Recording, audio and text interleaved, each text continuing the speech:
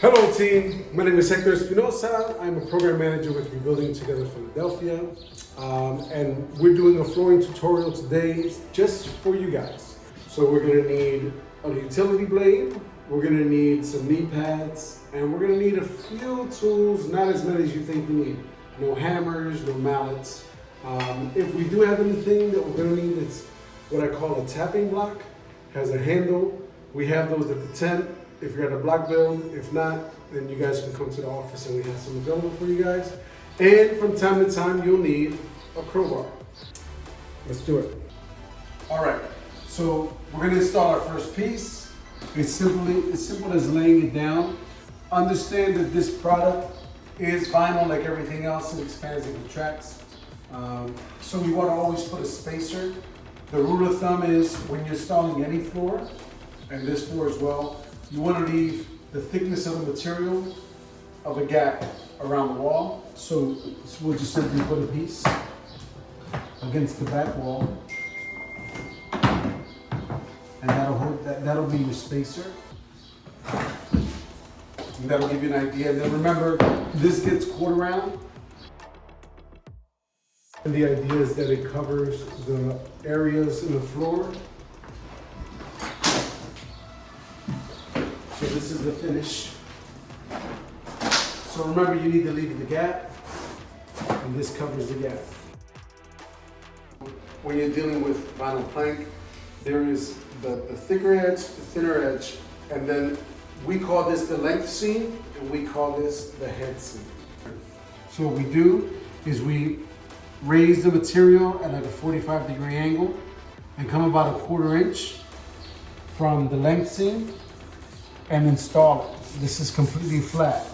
If you feel anything on there that's not flat, then it's not installed correctly. And the other part is, all we do is install. I start from the back side. And we just bring it in, lift it a little bit, and it just so happens. And it's just like that. Just install it. This is a game of finesse, not strength. If and when you do raise the product too much, you can bend it, you can break it, you can bend the face of it.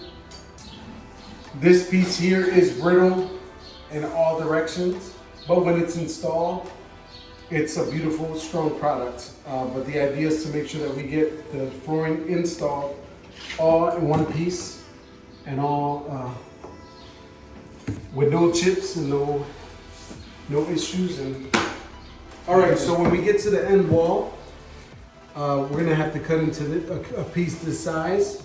What I normally do, this is the way, so this piece, the thin edge, has to go into the thick edge, but there's really no way to do it.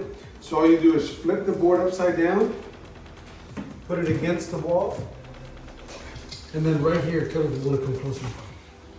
I normally cut it right at the beginning of the big tooth. Score it.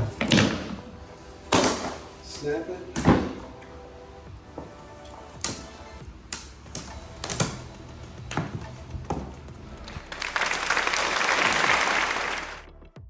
If and when you do have to move furniture, just be mindful that the quarter round has to go down after you install and before you move the furniture back the other direction, because then you'll be moving the furniture twice. If you find yourself in a situation where all this isn't making sense to your particular space you're working in, feel free to reach out to a house captain, a skill leader, or one of us in a green shirt.